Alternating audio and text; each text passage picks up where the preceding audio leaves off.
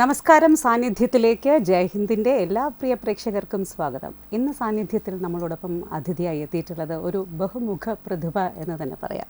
സ്വാഗതം ചെയ്യുന്നു സ്നേഹപൂർവ്വം അർജുൻ ആർ ശങ്കറിനെ സാന്നിധ്യത്തിലേക്ക്. സ്വാഗതം അർജുൻ. വളരെയേറെ സന്തോഷത്തോടെ, കാര്യം ഏത് മേഖലയിലുള്ള വ്യക്തിയാണെന്ന് പറയാൻ ശരിക്കും ഞാൻ പ്രയാസപ്പെടുകയായിരുന്നു. എഴുത്തുകാരനാണെന്ന് പരിചയപ്പെടുത്തണോ, അതോ IAS ഫാക്ടറിൻ്റെ സാരഥി, ഫൗണ്ടർ, ഡയറക്ടർ, CEO എന്ന് പരിചയപ്പെടുത്തണോ, അതോ ട്രാവലർ എന്ന് പരിചയപ്പെടുത്തണോ, ഗായകൻ എന്ന് പരിചയപ്പെടുത്തണോ? ആകെ കൺഫ്യൂസ്ഡ് ആയിരുന്നു. അതെ, എന്തു തന്നെ ആയാലും ഇതെല്ലാം ചേർന്ന അർജുനെ എല്ലാ പ്രേക്ഷകർക്കും പരിചിതമായിരിക്കുമെന്ന് നമുക്കറിയാം. പലപ്പോഴും പല ചിത്രകാരന്മാരെയും നമ്മൾ അവരുമായിട്ട് സംവദിക്കുമ്പോൾ നമുക്ക് മനസ്സിലാകാറുണ്ട്, ചിത്രകലാ പഠനം ഇപ്പോൾ പല കുട്ടികളും അതിലേക്ക് കഴിവുള്ളവർ പോലും അതിലേക്ക് മുന്നോട്ട് വരുന്നില്ല. കാര്യം എന്തൊക്കെ പറഞ്ഞു കഴിഞ്ഞാലും ജീവിതം എന്ന് പറയുന്നത് നിലനിൽപ്പിൻ്റെ പ്രശ്നമുണ്ടല്ലോ. അപ്പോൾ അതുകൊണ്ടാണോ? ഞാനൊരു എക്സാമ്പിൾ മാം ഇത് പറഞ്ഞതുകൊണ്ട് ഞാൻ പറഞ്ഞു, പേരെടുത്ത് പറയുന്നില്ല, കാരണം അദ്ദേഹം എൻ്റെ ഒരു അറിയപ്പെടുന്ന സുഹൃത്തുണ്ട്. അദ്ദേഹം ഇച്ചിരി സീനിയർ ആയിട്ടുള്ള ഒരാളാണ്. ഭയങ്കര JJ സ്കൂൾ ഓഫ് ആർട്സിൻ്റെ പ്രൊഡക്റ്റാണ്. MF ഹുസൈനെ അസിസ്റ്റ് ചെയ്തിട്ടുള്ള ഒരാളാണ് അദ്ദേഹം. സ്ഥലവും പറയുന്നില്ല, വേണ്ട, അദ്ദേഹത്തിനോട് ഞാനൊരു എക്സാമ്പിൾ എന്ന് അറിയില്ല. അദ്ദേഹത്തിൻ്റെ നാട്ടിൽ ഇതിനെക്കുറിച്ചുള്ള ധാരണയൊന്നുമില്ല. അപ്പോൾ ഇത്രയും കഴിവുള്ള ഒരാൾ നാട്ടിൽ കുറച്ച് ബുദ്ധിമുട്ടുകൾ കൊണ്ടാണ് നാട്ടിലേക്ക് എത്തിയത്. ഹെൽത്ത് ഇഷ്യൂസ് കാരണം തിരിച്ചിവിടെ നാട്ടിലേക്ക് സെറ്റിൽ ചെയ്തപ്പോൾ നാട്ടുകാരൊക്കെ ഇതിനെക്കുറിച്ച് ചോദിച്ചു, എന്താണ് താങ്കൾ ചെയ്യുന്നതെന്ന് ചോദിച്ചപ്പോൾ അദ്ദേഹം പറഞ്ഞു, ഞാനൊരു പെയിൻറ്ററാണെന്ന്. പിന്നീട് അദ്ദേഹം പറഞ്ഞൊരു എക്സ്പീരിയൻസ് ആണ്, അദ്ദേഹത്തിൻ്റെ കൂട്ടുകാരൻ ചോദിച്ചു, വീട്ടിൽ പെയിൻറ് ഒന്ന് ചെയ്തു തരാമോ എന്ന്.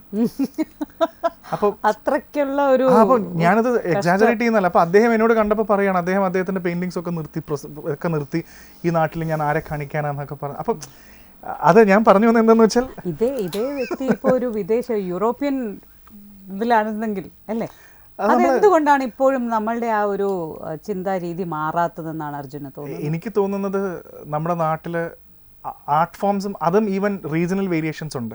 തിരുവനന്തപുരത്ത് ഇപ്പോൾ ഒരു കല ആസ്വാദനം എന്നൊക്കെ പറയുന്നത് ഇപ്പോൾ കൂടുതൽ ഇപ്പോൾ തൃശ്ശൂർ, പാലക്കാട് അങ്ങോട്ടാണെങ്കിൽ ഇപ്പോൾ ഞാനൊരു കഥകളി ഒരു ആട്ടം ഇവിടെ നമ്മളൊരു പ്രോഗ്രാം പെട്ടെന്ന് വെച്ച് കഴിഞ്ഞാൽ അവിടെയൊക്കെ നിമിഷ നേരം കൊണ്ട് അത് ഫുള്ളാവും. പുലർച്ചെ 3 മണി വരെ കാണാൻ ആൾക്കാരുണ്ട്. ഇവിടെ ചിലപ്പോൾ ഇവിടുത്തെ ആൾക്കാർ ചിലപ്പോൾ ഇല്ലെന്നല്ല, തയ്യാറായെന്ന് വരുന്നല്ലോ, നാളെ ഓഫീസൊക്കെ ഇല്ല നമുക്ക്. അപ്പൊ കല അത് ഓരോ റീജിയണലിയും ഡിഫറൻസ് ഉണ്ട്.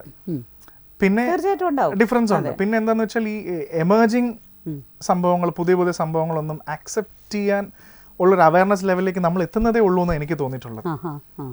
ഇപ്പൊ പക്ഷെ ഒത്തിരി ബെറ്റർ ആയല്ലോ, നമ്മുടെ സിറ്റിയൊക്കെ ഒത്തിരി ബെറ്റർ അല്ലേ. ഇപ്പൊ ആർട്ട് ഫോംസ് ആണെങ്കിലും കാണാൻ ആൾക്കാരുണ്ട്. അത് സത്യം പറഞ്ഞാൽ നല്ലൊരു ഹാപ്പി ട്രെൻഡ്, ഭയങ്കര സന്തോഷം. അപ്പൊ ഇവരെ പോലത്തെ ആൾക്കാരൊക്കെ, ഇത് സത്യം അയാളുടെ ഒരു സങ്കടം അദ്ദേഹം ഷെയർ ചെയ്തതാണ്. കാരണം ഏത് MF ഹുസൈൻ, ഏത് JJ സ്കൂൾ ഓഫ് ആർട്ട് ആൾക്കാർക്ക് അറിയില്ല. അപ്പോൾ ഇനി തിരിച്ച് അർജുനിലേക്ക് വരികയാണ്. അപ്പോൾ ഈ ഒരു കൺഫ്യൂഷൻ, ആശയക്കുഴപ്പം ഉണ്ടായിരുന്നോ, ഇത് ചൂസ് ചെയ്യണോ വേണ്ടയോ എന്നുള്ളത്? അല്ല, സത്യം പറഞ്ഞാൽ കരിയറിൻ്റെ ഒരു ടെൻഷൻ ഉണ്ടായിരുന്നു.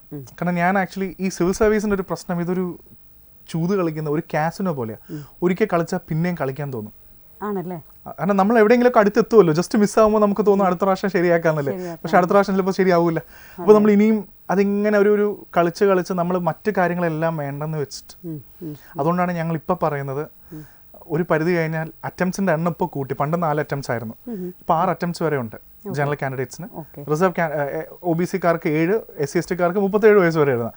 അപ്പൊ ഞാൻ പറയും, ഇതെല്ലാം എഴുതുന്നവരെ എഴുതിക്കൊണ്ടിരുന്ന ജീവിതത്തിൽ 6 അറ്റംപ്റ്റ്സ് ഉണ്ട് ഇപ്പോൾ. അപ്പോൾ ഞാൻ ചോദിച്ചോട്ടെ, നമ്മുടെ കുട്ടികൾക്കൊക്കെ ഈ പറഞ്ഞ ബ്രില്യൻ്റ് ആയിട്ടുള്ള, അതായത് പാഠ്യവിഷയങ്ങളിൽ മുഴുവൻ ഫുൾ മാർക്സ് വാങ്ങിച്ചിട്ട് വരുന്ന കുട്ടികളായിരിക്കുമല്ലോ, ഇവർക്കൊക്കെയും തന്നെ നമ്മളിപ്പോൾ പത്രവാർത്തകളിലൂടെയും ഒക്കെ നമ്മൾ അറിയുന്നുണ്ട്, ചെറിയ തോൽവികൾ പോലും ഉൾക്കൊള്ളാൻ വലിയ പ്രയാസമാണ്. ചിലർ ആത്മഹത്യകളിലേക്ക് വരെ പോകാറുണ്ട് എന്ന് നമുക്കറിയാം. അപ്പോൾ അത്തരക്കാർക്ക് അവരുടെ ആ ഒരു അനുഭവത്തെ മുൻനിർത്തി എനിക്ക് അവരോടൊക്കെ പറയാനുള്ളത്, ഇതൊരു അറ്റംപ്റ്റിലൊന്നും കിട്ടത്തില്ല എന്ന് പറയുന്നുണ്ട്. അങ്ങനെ കിട്ടുന്നവരും ഉണ്ട്, അതാ ഞാൻ പറഞ്ഞു വരുന്നത്. അത് ഫസ്റ്റ് അറ്റംപ്റ്റ് കിട്ടുന്നവരുണ്ട്, പക്ഷെ അത് കുറച്ച് കുറവാണ്. ഇതെന്ന് പറഞ്ഞാൽ സത്യം പറഞ്ഞാൽ ഞാൻ ഇതിനെ മനസ്സിലാക്കിയിട്ടുള്ളത്, ഞാൻ എപ്പോഴും ക്ലാസ്സുകളിൽ പറയുന്ന ഒരു എക്സാമ്പിളാണ്, ഇതൊരു റേഡിയോൻ്റെ ഫ്രീക്വൻസി ആയിട്ട് വിചാരിച്ചാൽ മതി. ഇപ്പോൾ 93.6 94.3 എന്നൊക്കെ പറഞ്ഞിട്ട് ഒരു ഫ്രീക്വൻസി ഉണ്ടെന്ന് വിചാരിക്കുക. അതാണ് ഈ പരീക്ഷയുടെ ഫ്രീക്വൻസി. ഇപ്പോൾ മാഡത്തിൻ്റെ ഫ്രീക്വൻസി ചിലപ്പോൾ 108 ആയിരിക്കാം. പക്ഷെ മാഡത്തിൻ്റെ ഫീൽഡിൽ ഭയങ്കര ഫേമസ് ഇതൊക്കെയാണെന്ന് വിചാരിക്കുക. എൻ്റെ ഫ്രീക്വൻസി 67 ആയിരിക്കും. ഞാൻ ഗോൾഡ് മെഡലിസ്റ്റ് ആണ്, വേറൊരാൾ IITian ആണ്. പല ഫ്രീക്വൻസിയിൽ വരുന്ന ആൾക്കാരാണ്. കാരണം എല്ലാവരും വ്യത്യസ്ത അതെ. ഇതിലൊന്നും വരുന്ന ആൾക്കാരല്ലേ. തീർച്ചയായും ഇവരുടെ ഫീൽഡിൽ ബെസ്റ്റ് ആണെന്നത് വെച്ചതുകൊണ്ട് IAS കിട്ടണമെന്ന് യാതൊരു നിർബന്ധവും. ഇതാണ് ഇപ്പോഴത്തെ ട്രെൻഡിൽ ഞാൻ മനസ്സിലാക്കിയിട്ടുള്ള ഫാക്ടർ. താങ്കൾ ഗോൾഡ് മെഡലിസ്റ്റ് ആണെങ്കിൽ അത് താങ്കളുടെ യൂണിവേഴ്സിറ്റിയിലുള്ളൂ. ഇവിടെ വരുമ്പോൾ ഈ ഫ്രീക്വൻസിയിലേക്ക് ട്യൂൺ ചെയ്ത് ഈ 93.4 എന്നോ 5 എന്നോ പറഞ്ഞ ഫ്രീക്വൻസിയിലേക്ക് നമ്മൾ എന്ന് ട്യൂൺ ആവുന്നോ അന്ന് നമുക്ക് സിവിൽ സർവീസ് കിട്ടും. അപ്പോൾ അത് പറഞ്ഞു വന്നാൽ ഈ പരീക്ഷയ്ക്ക് അതിൻ്റെതായ പാറ്റേണും അതിൻ്റെതായ ഒരു ഡിമാൻഡൊക്കെ ഉണ്ട്. അതനുസരിച്ച് നമ്മൾ പ്രവർത്തിക്കുകയും അതിനുവേണ്ടി എഫേർട്ട് എടുക്കാതെ നമ്മൾ ഇന്റലിജന്റ് ആണെന്ന് പറഞ്ഞതുകൊണ്ട് ഞാൻ എൻ്റെ ശൈലി നടത്തി 68.3 എന്ന് പറയുന്ന എൻ്റെ ഫ്രീക്വൻസിയിൽ ഞാൻ പഠിച്ചുകൊണ്ടിരുന്ന 93 കണക്ട് ആവില്ല. അതിന് ഈ പരീക്ഷയുടെ പ്രധാനപ്പെട്ട ആദ്യം മനസ്സിലാക്കേണ്ടത് ഇതൊരു പരീക്ഷയാണ്. ഇത് ജീവമരണ പോരാട്ടം നടത്താനുള്ള സാധനമൊന്നും അല്ല എന്നാണ് എൻ്റെ പേഴ്സണൽ അഭിപ്രായം. ഇത് കിട്ടാത്തത് കൊണ്ട് എനിക്കും സങ്കടം ഉണ്ടായിരുന്നു. ഡെഫിനറ്റ്ലി ഞാൻ IPS ആയിരുന്നു വെച്ച് എൻ്റെ പ്രിഫറൻസ് അതായിരുന്നു. അപ്പോൾ ഡെഫിനറ്റ്ലി ആദ്യമൊക്കെ കിട്ടാതിരുന്നപ്പോൾ ബാച്ച്മേറ്റ്സിനൊക്കെ കിട്ടി തുടങ്ങി. ആദ്യം സങ്കടമായി, എനിക്ക് കിട്ടാതെ അവർക്ക് കിട്ടിയല്ലോ. പിന്നെ നമുക്ക് പോലീസ് വണ്ടിയൊക്കെ കാണുമ്പോൾ സങ്കടം തോന്നും. ആദ്യകാലത്ത് ഇതൊക്കെ തോന്നും. പിന്നെ എനിക്ക് തോന്നി ആക്ച്വലി നമ്മൾ എന്തിനാണ് നമ്മളെ ഒരു പെർസ്പെക്റ്റീവിൽ മാത്രം നോക്കുന്നത്. സിവിൽ സർവീസിന്റെ തോൽവിയുടെ ആംഗിൾ നോക്കിയാൽ ഞാൻ തോൽവിയാണെന്ന് എനിക്ക് തോന്നിക്കൊണ്ടിരിക്കും. പക്ഷെ ഞാൻ എന്തൊക്കെ കാര്യങ്ങൾ സക്സസ്ഫുൾ ആയിട്ട് ചെയ്യുന്നവരെക്കാട്ടും എത്രയോ ആൾക്കാരെ കൈപിടിച്ച് നടത്തിയിരിക്കുന്നു. ഞാനത് വളരെ എന്റെ തോൽവി ഞാൻ വളരെ പോസിറ്റീവ് ആയിട്ടാണ്. കാരണം എനിക്ക് പറ്റാത്ത കാര്യങ്ങൾ അല്ലെങ്കിൽ ഞാൻ ചെയ്ത മിസ്റ്റേക്കുകൾ മറ്റൊരാൾ ചെയ്യുന്ന കാണുമ്പോൾ എനിക്കറിയാം that is in the wrong വേ. ഇത് എവിടെയും ചെന്ന് അവസാനിക്കാൻ പോകുന്നില്ല. ചിലപ്പോൾ എന്റെ ബാച്ച്മേറ്റ്സ് ആയിട്ടുള്ള സക്സസ്ഫുൾ ആൾക്കാർക്ക് അത് പറഞ്ഞു കൊടുക്കാൻ പറ്റില്ല. കാരണം അവർ സക്സസ്ഫുൾ ആ ഒരു വട്ടം എഴുതിയപ്പോൾ സക്സസ്ഫുൾ ആയി. ഞാൻ കുറെ വട്ടം ട്രൈ ചെയ്ത് കഴിഞ്ഞപ്പോൾ അവരവരുടെ ട്രയൽ നടത്തി കിട്ടി. ഞാൻ പല വഴികൾ ഉപയോഗിച്ചിട്ടും നടന്നില്ല. അപ്പൊ ഇവര് ഇതിൽ കാണിക്കുന്ന ഏതെങ്കിലും വഴികൾ നടക്കാതിരിക്കുമ്പോൾ എനിക്ക് മനസ്സിലാകും ഇത് പ്രശ്നമാണ്. ഈ മെയിൻ ക്വാളിഫൈ ചെയ്തിട്ട് ചിലപ്പോ ലാസ്റ്റ് ആ ഒരു റൗണ്ടിൽ മാത്രം ഇന്റർവ്യൂവിന് പോകുന്നവർ ഈ പറയുന്ന എത്രയോ പേര് എഴുതുന്നതിൽ വളരെ ചുരുക്കം പേര് മാത്രം കയറി 10 ലക്ഷം 13 ലക്ഷം എഴുതുന്നു. അതിൽ 10,000 പേര് മെയിൻസ് എഴുതുന്നു. അതിൽ 3000 പേര് ഇന്റർവ്യൂവിന് പോകുന്നു. 1000 പേർക്ക് കിട്ടുന്നു. ബാക്കിയുള്ളവരൊക്കെ എന്ത് ചെയ്യുന്നു? അവരെല്ലാവരും അവിടെയാണ് ഞാൻ പറഞ്ഞൊരു കാര്യം. നമ്മൾ പിന്നെ പോലീസ് ജീപ്പ് കാണുമ്പോൾ സങ്കടപ്പെടുക. ഇതൊരു പരീക്ഷയായിട്ട് കണക്കാക്കുക. This is just an exam. ജീവിതത്തിലെ അവസാനത്തെ അംബീഷൻ IPS ആവുമെന്നുള്ളത് തെറ്റാണെന്നാണ് ഞാൻ പറയുന്നത്. അതൊരു ജോലിയാണ്. സ്കൂളുകളിൽ വാട്ട് ഈസ് യുവർ ആംബിഷൻ എന്ന് ചോദിക്കുമ്പോൾ IPS ഓഫീസർ ആയി കഴിഞ്ഞാൽ ആംബിഷൻ കഴിഞ്ഞോ? That is just A job. നല്ല ഒരു ഇന്ത്യയിൽ കിട്ടാവുന്ന ഏറ്റവും നല്ല ഒരു റെസ്പോൺസിബിലിറ്റി ഉള്ള ഒരു ജോലിയാണ്. നമുക്ക് ഒത്തിരി സർവീസ് നമുക്ക് ചെയ്യാൻ കപ്പാസിറ്റി ഉള്ള.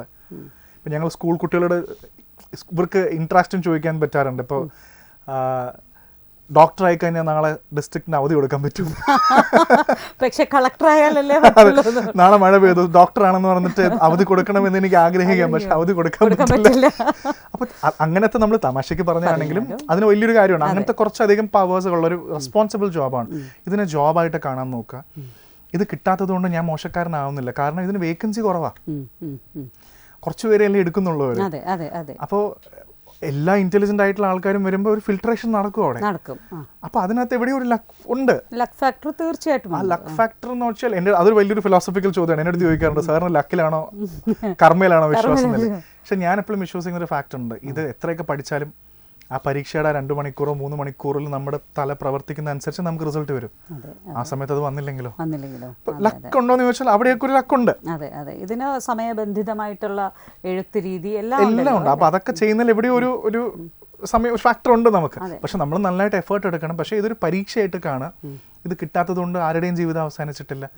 ഇത് പിന്നെ ഒരു കാര്യമുണ്ട്. ഈ പരീക്ഷയ്ക്ക് ഒരിക്കൽ പഠിച്ചു കഴിഞ്ഞാൽ നമ്മുടെ പേഴ്സ്പെക്റ്റീവ് മാറും. തീർച്ചയായിട്ടും. അത് മറ്റ് എൻട്രൻസ് എക്സാം പോലെ അല്ല ഇത്. കാരണം ഇതിന്റെ സിലബസ് അങ്ങനെയാ. ഹിസ്റ്ററി, ജോഗ്രഫി, എക്കോണമി, ലോകത്ത് നടക്കുന്നു, സൊസൈറ്റി, ഇതെല്ലാം ഒരു റൗണ്ട് പഠിച്ചു കഴിയുമ്പോൾ നമുക്ക് ഭയങ്കരമായൊരു പേഴ്സ്പെക്റ്റീവ് ഉണ്ടാവും ലോകത്തിനെ കുറിച്ചിട്ടും മനുഷ്യനെ കുറിച്ചിട്ടുള്ള എല്ലാം പഠിക്കുകയല്ല. ആന്ത്രപ്പോളജി എല്ലാ സബ്ജക്റ്റും തൊട്ട് കഴിയുമ്പോൾ ഈ നോളജ് വെച്ചിട്ട് ഇവൻ അല്ലെങ്കിൽ എവിടെയെങ്കിലും ലൈഫിൽ ഇവർ സെറ്റിൽ ആവും. പരീക്ഷകൾ മാത്രമല്ല, പരീക്ഷ ഡെഫിനറ്റ്ലി യെസ് ക്രാക്ക് ചെയ്യാം. പക്ഷെ ഈ അസറ്റ് വെച്ചിട്ട് അവർ ലൈഫിൽ എന്ത് ചെയ്താലും അതൊരു അഡ്വാൻറ്റേജ് ആയിരിക്കും. ഇൻസ്റ്റിറ്റ്യൂഷൻ തന്നെ നിരവധി സ്കൂൾസിലൊക്കെ പോയി വർക്ക്ഷോപ്സ് നടത്താം. ഞങ്ങളിപ്പോൾ ട്രിവാൻഡ്രത്ത് കുറെ മെയിൻ സ്കൂൾസിൽ നമ്മളൊരു സെല്ല് തുടങ്ങിയിട്ടുണ്ട്. ഞങ്ങളത് പവർ ചെയ്ത് കൊടുക്കുന്നുണ്ട്. ഒരു പ്രവർത്തനം എങ്ങനെയാണ്? ഇവർ എങ്ങനെയാണ് നിങ്ങൾ ഫിൽട്ടർ? നമ്മൾ ഇപ്പോൾ ട്രിവാൻഡ്രം ലോയോള ഞങ്ങളാണ് ചെയ്യുന്നത്. ട്രിവാൻഡ്രത്ത് ലോയോള സ്കൂൾ നമ്മൾ ചെയ്യുന്നത്. ഒത്തിരി സ്കൂൾസ് ഉണ്ട് ഇവിടെ. അപ്പൊ അവിടെ ഞങ്ങൾ വെക്കുന്ന ഒരു പ്രധാന ആശയം പറഞ്ഞാൽ IAS-നായിട്ട് പഠിപ്പിക്കുന്നില്ല. എൻ്റെ കരിക്കുലത്തിൽ ഞാനിപ്പോൾ വിശ്വസിക്കുന്നത് ഇവരിപ്പോൾ ഇതൊക്കെ പഠിച്ചിട്ട് എന്തിനാ? പേരൻസും അങ്ങനെ തന്നെ, ഞാൻ പേരൻസിന്റെ സെഷൻ ഉണ്ടായിരുന്നു, അവരോടും അത് തന്നെ പറഞ്ഞത്, പ്രത്യേക ഇത് എല്ലാവരും ഒരുമിച്ചായിരുന്നു, അവരോട് തന്നെ ഞാൻ പറഞ്ഞത്, ഇപ്പം അവർ വേൾഡിനെ എക്സ്പ്ലോർ ചെയ്യാൻ പഠിക്കട്ടെ. ചെറിയ കുട്ടികളെയൊക്കെ എക്കണോമിക്സ് പഠിപ്പിക്കുന്നത് ഞാൻ കണ്ടിട്ടുണ്ട്, മൈക്രോ മാക്രോ തിയറി. ഞാൻ കൊച്ചു കുട്ടികൾ ഇതൊക്കെ പഠിപ്പിച്ചിട്ട് എന്ത് കിട്ടാനെന്നല്ല. അപ്പം ഞങ്ങളുടെ ഇതിൽ എക്കണോമിക് പഠിപ്പിക്കേണ്ടെന്നല്ല. ഇപ്പം ലാസ്റ്റ് സെഷനിൽ നമ്മൾ ചെയ്തൊരു ടോപ്പിക്കും ഇതാണ്, കറൻസി എങ്ങനെ പ്രിന്റ് ചെയ്യുന്നത്. ഇതിപ്പോൾ സീനിയർ ഗ്രാജുവേറ്റ്സിനോട് ചോദിച്ചാൽ അവർക്കും അറിയില്ല.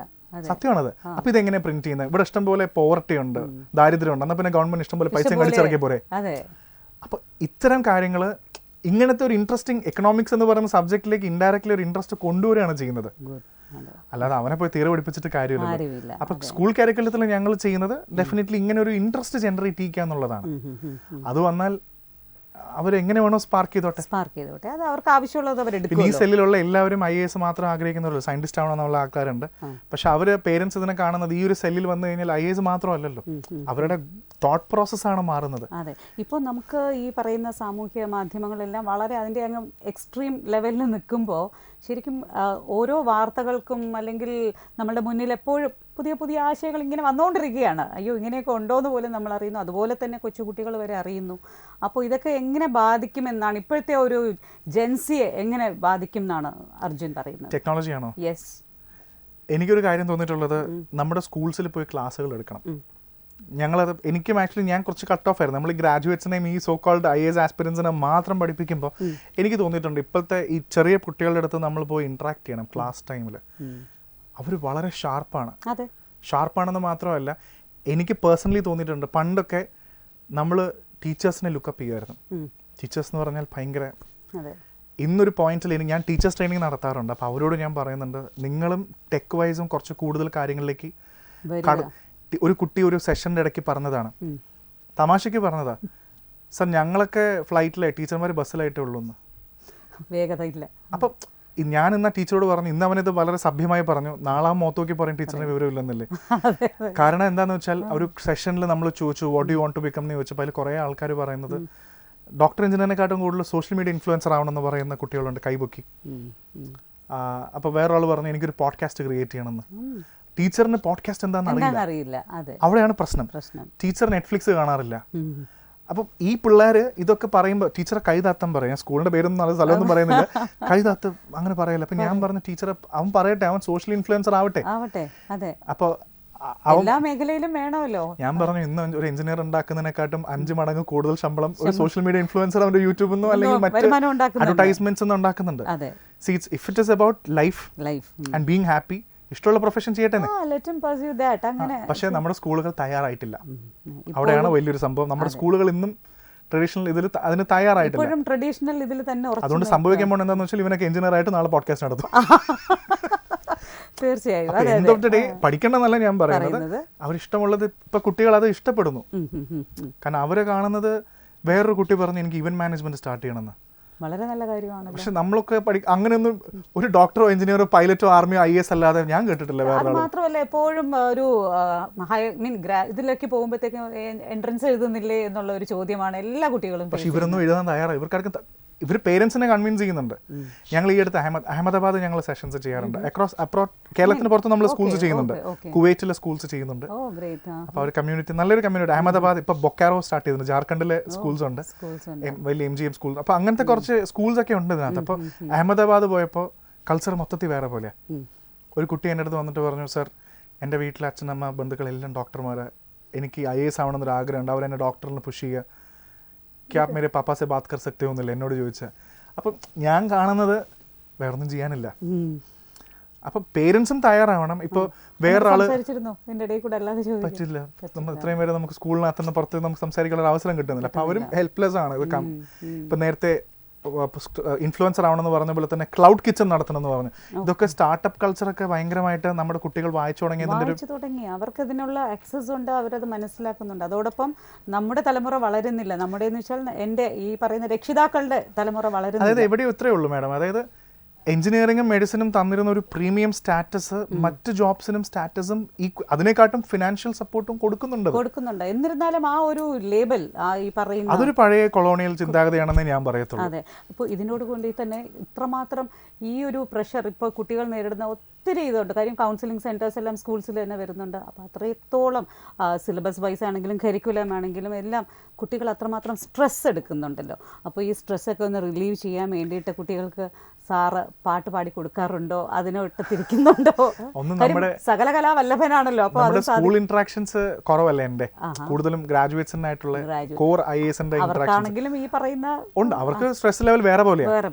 ലൈഫിലെ പ്രശ്നങ്ങൾ, കല്യാണം കഴിഞ്ഞവരാണ്, അപ്പോൾ വീട്ടിലെ പ്രശ്നങ്ങൾ, ഫാമിലി ഇഷ്യൂസ്, ഫിനാൻഷ്യൽ സപ്പോർട്ട്, അങ്ങനത്തെ പ്രശ്നങ്ങളാണ്. ഒരു റിലാക്സേഷൻ മോഡ് ഡെഫിനറ്റ്ലി ഇവർ തന്നെ കണ്ടെത്താം. ഞങ്ങൾ എല്ലാവരോടും പറയാറുണ്ട്, ഇടയ്ക്കൊക്കെ സിനിമയൊക്കെ കാണാൻ പോകണം, സോഷ്യലി കട്ട് ഓഫ് ആയിട്ടിരിക്കരുത്. ഇവിടെ ഒരു ധാരണയുണ്ട്, നാളെ IASന് പഠിക്കാൻ തീരുമാനിച്ചു കഴിഞ്ഞാൽ ഫോൺ ഓഫ് ചെയ്യും, ഇൻസ്റ്റാഗ്രാം അൺഇൻസ്റ്റാൾ ചെയ്യും, കട്ട് ഓഫ് ആവും. ഈ കട്ട് ഓഫ് ആവുന്നതിന്റെ പ്രശ്നം റൂം അടച്ചിട്ടിരുന്ന് പഠിക്കുക, ഒരു വർഷത്തോളം ഞാൻ മൊബൈൽ അങ്ങനെ ചെയ്യുന്ന ആൾക്കാരുണ്ട്. ഇത് വർക്കൗട്ട് ആവുന്നുണ്ടെന്ന് ചോദിച്ചാൽ ഞാൻ നോക്കിയിട്ട് അങ്ങനെ കട്ട് ഓഫ് ആകുമ്പോഴുള്ള പ്രശ്നം നമുക്ക് റെഗുലേറ്റ് ചെയ്യാൻ അറിയുന്നില്ല. അത് നമ്മുടെ പരാജയമല്ലേ. ഞാൻ ഇന്ന് 10 മിനിറ്റ് സോഷ്യൽ മീഡിയ ഉപയോഗിക്കുള്ളൂ എന്ന് വിചാരിച്ചാൽ അത് നമ്മുടെ സെൽഫ് കൺട്രോൾ ഇല്ലാത്തതുകൊണ്ടല്ലേ, നമ്മൾ ട്രസ്റ്റ് ഇല്ലാത്തതുകൊണ്ടല്ലേ നമ്മളത് ചെയ്യുന്നത്. ഞാൻ ഇന്ന് അരമണിക്കൂർ എൻ്റെ ഫ്രണ്ട്സൊക്കെ ചെയ്യുന്ന കണ്ടു, ഞാൻ അടച്ചു വെച്ചു. ഇന്ന് ഇൻസ്റ്റാഗ്രാമിലും ഹിന്ദുവും എല്ലാ മാഗസീൻസിൻ്റെയും സംഭവം സബ്സ്ക്രൈബ് ചെയ്താൽ അതിലൂടെയും നമുക്ക് ഒരുപാട് കാര്യങ്ങൾ പഠിച്ച് അപ്ഡേറ്റഡ് ആവാം. അപ്പോൾ ഇത് കട്ട് ഓഫ് ആകുമ്പോഴുള്ള പ്രശ്നം ഒത്തിരി പേര് അങ്ങനെ ചെയ്യുന്നുണ്ട്. പ്രശ്നം സിനിമ ഉണ്ടോ എന്നൊക്കെ ചോദിക്കുമ്പോൾ ആൾക്കാർ പറയാം ഞാൻ സിനിമയൊന്നും കാണാറില്ല. അപ്പോൾ കഴിഞ്ഞ കുറച്ച് വർഷങ്ങൾക്ക് മുന്നേ ഒരു ക്വസ്റ്റ്യൻ ഉണ്ടായിരുന്നു പേപ്പറിൽ, how does cinema reflect the socio contemporary society എന്ന്. സിനിമ എങ്ങനെയാണ് നമ്മുടെ ഇതിനെ റിഫ്ലക്ട് ചെയ്യുന്നതെന്ന് ചോദിച്ചു. ഈവൻ IASന്റെ മോക്ക് ഇന്റർവ്യൂവിൽ പോലും ഒരു ക്വസ്റ്റ്യൻ ചോദിച്ചാൽ ഞാൻ രസകരമായി ഞാൻ ഇരുന്നൊരു പാനലിൽ മോക്ക് ക്വസ്റ്റ്യൻ ചോദിച്ചിരുന്നു. സിനിമ ഇൻട്രസ്റ്റ് ഉള്ളതുകൊണ്ട് അദ്ദേഹം നമ്മളൊരു IASന് മുമ്പ് ഒരു ഡാഫ് എന്നൊരു ഫോം ഉണ്ട്, അതിൽ ഹോബിയൊക്കെ എഴുതും. അത് വെച്ചിട്ടാണ് നമ്മൾ ഇന്റർവ്യൂ ചെയ്യുന്നത്. അതിലും വാച്ചിങ് മലയാളം മൂവീസ് എഴുതിയിട്ടുണ്ട്.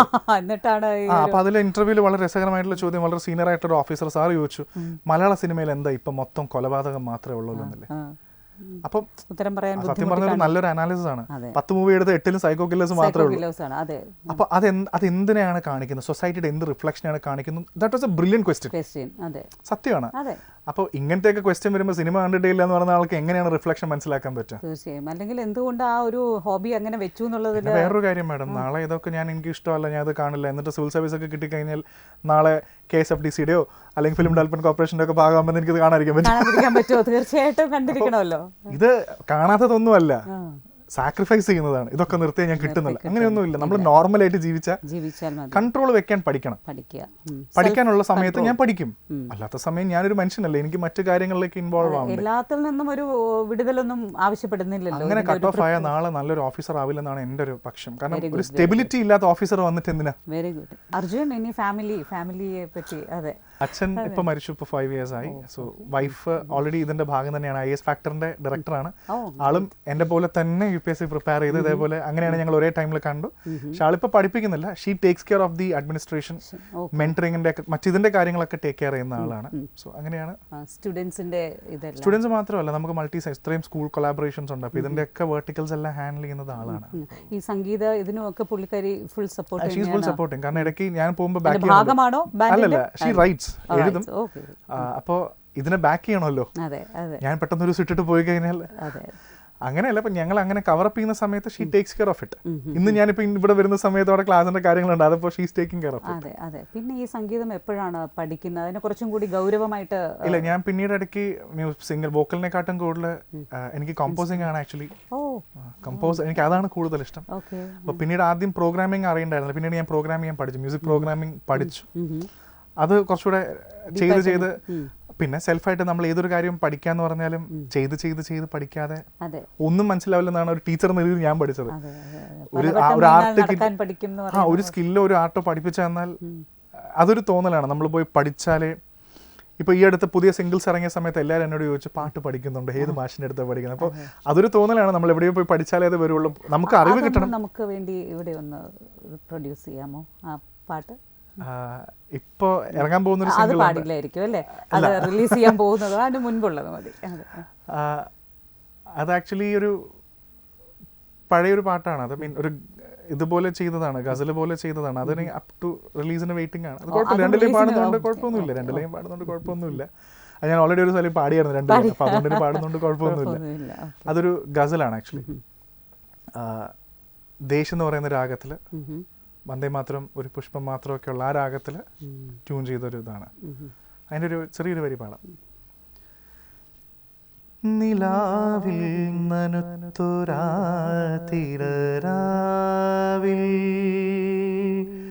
നിലാവിൽ നനുത്തുരാതിരാവിൽ, നിലാവിൽ നനുത്തുരാതിരാവിൽ,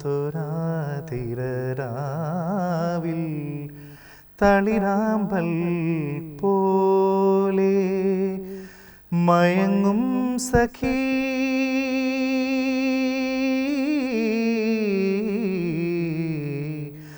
മയങ്ങും സഖി, ആതിര നിലാവോ ചാലിച്ച നിന്നിമയിൽ, പ്രണയത്തിനാർദ്രമാ ഗൂഢസ്മിതം, ഗൂഢസ്മിതം, നിലാവിൽ നനുത്തുരാതിരാവിൽ, തളിരാമ്പൽ പോലെ മയങ്ങും സഖി,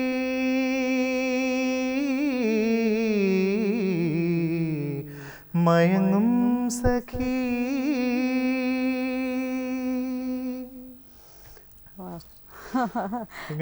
ഇതിന്റെ കമ്പോസർ അല്ലേ? ഞാൻ കമ്പോസ് ചെയ്തത്. ലിറിക്സ് ആരുടെയാണ്? ലിറിക്സ് എൻ്റെ ഒരു വളരെ അടുത്ത സുഹൃത്താണ്. ആളും ഒരു സിവിൽ സർവീസ് മെന്ററാണ്. ഇപ്പോൾ കേരള സർവീസിൽ വർക്ക് ചെയ്യുന്ന ഒരാളാണ്, സ്റ്റേറ്റ് സർവീസിൽ. ഷിജു അലോക് എന്ന് പറയുന്ന അദ്ദേഹത്തിന്റെ ബ്യൂട്ടിഫുൾ വരികൾ, അദ്ദേഹം അത് ഭയങ്കര രസമായിട്ട് എഴുതിയൊരു വരികളാണ്. അതിന് വളരെ മനോഹരമായ സംഗീതവും കൂടി ആയപ്പോൾ അതിനൊരു ഇതിൽ വെയിറ്റിംഗ് ആണത്. നന്നാവട്ടെ. ഇനി ബാക്കി ഈ യാത്ര കുറിച്ച്, അടുത്ത യാത്രകൾ എങ്ങനെയാണ്? അതിന് ഇടയ്ക്കൊരു പ്ലാൻ ഉണ്ടായിരുന്നു actually, Sikkim Bhutan TRIPS plan ചെയ്തു. വളരെയധികം ഭയങ്കര ബ്യൂട്ടിഫുൾ ക്ലീൻ ആണെന്ന് പറയുന്നത്. നോർത്ത് ഈസ്റ്റിൽ സിക്കിം ഭൂട്ടാൻ ആ ഒരു ഏരിയ ഒരു പ്ലാൻ ഉണ്ടായിരുന്നു ആക്ച്വലി. പക്ഷെ പിന്നീട് ഇവിടുത്തെ റെസ്പോൺസിബിലിറ്റീസ് ഒന്ന് കൂടി വന്നപ്പോൾ അതൊന്ന് ഹോൾഡ് ചെയ്ത് ഇപ്പൊ too many things on the table, അതായത് ക്ലാസ്, പാട്ട്, ഒരുപാട് കാര്യങ്ങൾ വന്നതുകൊണ്ട് ഞാനിപ്പോൾ വിചാരിച്ചു ഇതിനെ ഒന്ന് പ്രയോറിറ്റൈസ് ചെയ്യും. ഇപ്പം മ്യൂസിക് എന്തായാലും. പിന്നെ ഒരു കാര്യമുണ്ടല്ലോ മാം, എപ്പോഴും ഒരു ഓപ്പർച്യൂണിറ്റി വരുമ്പോൾ ഉടനെ അടുത്ത ഓപ്പർച്യൂണിറ്റി നമ്മൾ കറക്റ്റായിട്ട് വന്നുകൊണ്ടിരിക്കും. അപ്പോൾ മ്യൂസിക്കിൽ ഇപ്പോൾ അങ്ങനെ ഒരു ഓപ്പർച്യൂണിറ്റി വന്നുകൊണ്ടിരിക്കുന്ന ഒരു മൊമെന്റ് ആണ്. അപ്പോൾ അതിനെ കില്ല് ചെയ്ത് കഴിഞ്ഞാൽ പെട്ടെന്ന്. അതെ അതെ, ഇത്തരം ആർട്ടിക്കിൾസ് അല്ലാതെ പുസ്തക രൂപത്തിലാക്കാനുള്ള ഞാൻ എൻ്റെ ആദ്യം തന്നെ ഉണ്ട്. അതൊരു ഹിസ്റ്ററിയുടെ ബുക്കാണ്. അത് DC-യുടെ ഇംഗ്ലീഷിൽ DC ബുക്സ് ഇറക്കിയ അധികം പുസ്തകങ്ങളില്ല. അതിലൊരു പുസ്തകം എൻ്റെയാണ്, ഫ്രം കാറ്റിൽസ് ടു ബാറ്റിൽസ് എന്ന് പറയുന്ന എൻ്റെ ഹിസ്റ്ററിയുടെ നോട്ട്സ് ആണ് ഞാൻ കമ്പൈൽ ചെയ്തത്. അതൊരു 800 പേജുള്ള ബുക്കാണ്. അതങ്ങനെ ഒരു ലിറ്റററി പീസ് ഒന്നും അല്ല, അതൊരു അക്കാഡമിക് വർക്കാണ്. അതിനുശേഷം വളരെയധികം താല്പര്യം, ഞാൻ പഠിപ്പിക്കൽ നിന്നൊക്കെ 2 വർഷം ലീവ് എടുത്ത് ഞാനൊരു ബുക്ക് എഴുതാൻ വേണ്ടിയുള്ള ശ്രമം നടത്തി. US പബ്ലിഷിങ്ങിൽ അതവിടെ കൊണ്ട് എത്തിച്ചു. പക്ഷേ റിജക്ട് ചെയ്തുകൊണ്ടിരിക്കുകയാണ് അവർ. അതെന്താന്ന് വെച്ചാൽ വിഷയം മാജിക്കൽ റിയലിസം ആയിരുന്നു. ഞാൻ പണ്ടോട്ടെ ഗബ്രിയൽ ഗാർസിയ അങ്ങനത്തെ, നമ്മുടെ മലയാളത്തിലൊക്കെ ആണെങ്കിലും പണ്ടും പത്മരാജൻ, അങ്ങനത്തെ മാജിക്കൽ റിയലിസം അത്ര പോപ്പുലർ അല്ലല്ലോ നമ്മുടെ. ഇപ്പൊ വളരെ പോപ്പുലറായി സിനിമയിലെ യോണർ ആയിട്ടുണ്ട്. പക്ഷെ അന്ന് അത്ര. അപ്പൊ അങ്ങനെ US ഇറക്കണമെന്ന് വലിയൊരു താല്പര്യമായിരുന്നു. അപ്പൊ എന്നോട് സ്വാഭാവികമായിട്ട് ആൾക്കാർ ചോദിച്ചു എന്ത് ഇന്ത്യ ഇറക്കിയ പോരെന്നില്ല. അങ്ങനെയല്ല, അതുകൊണ്ടല്ല. ഞാനത് അതിനൊരു കൊമേഴ്ഷ്യൽ വാല്യൂ ഉള്ളൊരു ഫിക്ഷൻ ആയിരുന്നു മാജിക്കൽ റിയലിസം. അപ്പൊ അതൊരു ഞാൻ പിന്നീട് റിസർച്ച് ചെയ്തപ്പോൾ മനസ്സിലായി US എല്ലാ കൊല്ലം 3 വർഷമൊക്കെ 3 മാസം കൂടുമ്പോൾ ഫിലിം ഓപ്ഷൻ ഒക്കെ നടക്കും. സിനിമ US ഇറങ്ങുന്ന സിനിമകളിൽ ഒരു 25% സിനിമകളും ബുക്സ് അഡാപ്റ്റ് ചെയ്യുന്നതാണ്. കുറച്ച് കൂടുതൽ ആലോചിച്ച് പക്ഷെ അത് വർക്കൗട്ട് ആയി. അല്ല, വർക്കൗട്ട് ആവാത്തിന്റെ കാര്യം ഇത് 2016 തുടങ്ങിയ ആഗ്രഹമാണ്. പക്ഷെ നമ്മൾ പഠിച്ച് ശീലിച്ചതെല്ലാം ഒരു ബ്രിട്ടീഷ് ഫിക്ഷൻ രീതിയാണ്. നമ്മൾ പഠിക്കുന്നതല്ല അങ്ങനെയല്ല, ആണ് നമ്മൾ പഠിക്കുന്നത്. US ഫിക്ഷൻ വളരെ ഫാസ്റ്റാണ്. അപ്പൊ ഞാൻ മാമിനോട് സംസാരിക്കുമ്പോൾ മാമിന്റെ മുടിയെ കുറിച്ച് വർണ്ണിച്ചും, അവിടെ അങ്ങനെയൊന്നുമല്ല, മാമിനോട് സംസാരിച്ച് ഇറങ്ങിപ്പോയി.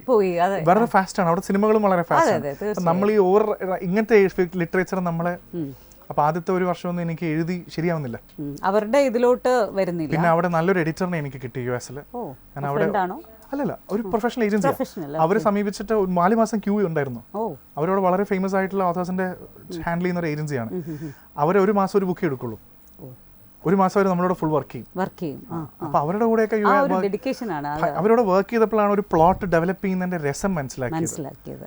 അപ്പൊ അത് ചെയ്ത് കഴിഞ്ഞപ്പോൾ what was A brilliant experience.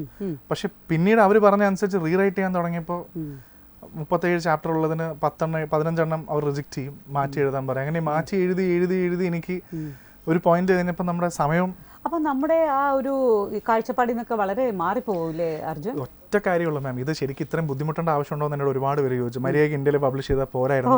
പക്ഷേ എന്താണെന്ന് വെച്ചാൽ ഞാനിത് പറയുന്നത് 2016, 17, 18 സമയത്തുള്ളതാണ്. പക്ഷെ ഇന്ന് ഇത് റീവർക്ക് ചെയ്യുന്നതുകൊണ്ട് ഞാനിപ്പോൾ ഇത് ഇപ്പോൾ ഇന്ത്യയിൽ പബ്ലിഷ് ചെയ്യാൻ പറ്റും. ഇതിപ്പോൾ കാരണം ഇന്ന് ഇന്ത്യയിൽ നല്ല പബ്ലിഷിംഗ് കിട്ടിക്കഴിഞ്ഞാലും ഇപ്പോൾ നല്ലൊരു പബ്ലിഷറോ പെൻഗ്വിനോ ഹാർപ്പർ കോളിൻസോ ഒക്കെ വന്നാലും അവരതിന്റെ ഓവർസീസ് റൈറ്റ്സ് കൊടുക്കാൻ തയ്യാറാണ്, നല്ല സ്റ്റോറി ആണെങ്കിൽ. അപ്പം അന്ന് എന്താന്ന് വെച്ച് കഴിഞ്ഞാൽ അത് എന്റെ അറിവില്ലായ്മയായിരിക്കും, ചിലപ്പോൾ ഫിക്ഷനാണ്, ഫിക്ഷൻ സ്റ്റോറിയാണ്. അപ്പൊ അത് അവിടെ ഇറക്കണം എന്നൊരു വാശിയുടെ പുറത്ത് ചെയ്തത്. പക്ഷെ ഞാൻ ഒത്തിരി ശ്രമിച്ചു, ഞാൻ നല്ലോണം ശ്രമിച്ചു. പക്ഷെ അത് റിജക്ട് ചെയ്ത് വന്നതുകൊണ്ട് പിന്നെ എൻ്റെ അടുത്ത് വേറൊരു US എഡിറ്റർ എന്നോട് സംസാരിച്ചു. പ്ലോട്ടൊക്കെ ഇറ്റ്സ് എ ഗുഡ് പ്ലോട്ട്.